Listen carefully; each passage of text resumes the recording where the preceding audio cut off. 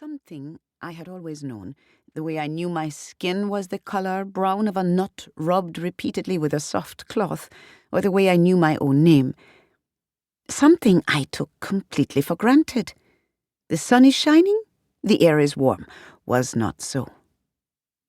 I was no longer in a tropical zone, and this realization now entered my life like a flow of water, dividing formerly dry and solid ground, creating two banks, one of which was my past, so familiar and predictable that even my unhappiness then made me happy now just to think of it.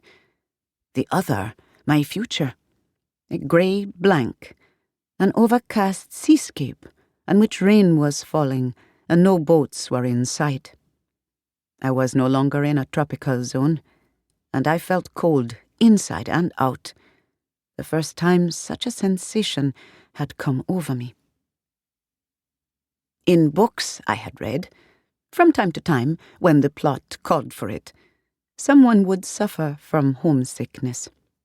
A person would leave a not very nice situation and go somewhere else, somewhere a lot better, and then long to go back where it was not very nice.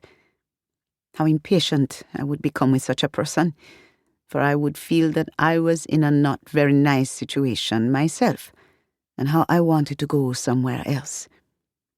But now I, too, felt that I wanted to be back where I came from. I understood it. I knew where I stood there. If I had had to draw a picture of my future then, it would have been a large grey patch surrounded by black, blacker, blackest. What a surprise this was to me, that I longed to be back in the place that I came from, that I longed to sleep in a bed I had outgrown, that I longed to be with people whose smallest, most natural gesture would call up in me such a rage that I longed to see them all dead at my feet. Oh, I had imagined that with my one swift act, leaving home and coming to this new place, I could leave behind me, as if it were an old garment never to be worn again, my sad thoughts, my sad feelings, and my discontent with life in general as it presented itself to me. In the past, the thought of being in my present situation had been a comfort, but now I did not even have this to look forward to, and so I lay down on my bed and dreamt I was eating a bowl of pink mullet and green figs cooked in coconut milk, and it had been cooked by my grandmother, which was why the taste of it pleased me so, for she was the person I liked best in all the world, and those were the things I liked best to eat also. The room in which I lay was a small room just off the kitchen, the maid's room. I was used to a small room, but this was a different sort of small room.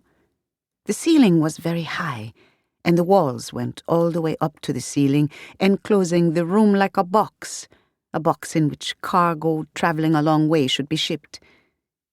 But I was not cargo. I was only an unhappy young woman living in a maid's room, and I was not even the maid. I was the young girl who watches over the children and goes to school at night. How nice everyone was to me, though, saying that I should regard them as my family and make myself at home. I believed them to be sincere, for I knew that such a thing would not be said to a member of their real family. After all, aren't family the people who become the millstone around your life's neck? On the last day I spent at home, my cousin, a girl I had known all my life, an unpleasant person even before her parents forced her to become a Seventh-day Adventist, made a farewell present to me of her own Bible, and with it she made a little speech about God and goodness and blessings. Now it sat before me on a dresser, and I remembered how when we were children we would sit under my house, terrify and torment each other by reading out loud passages from the book of Revelation.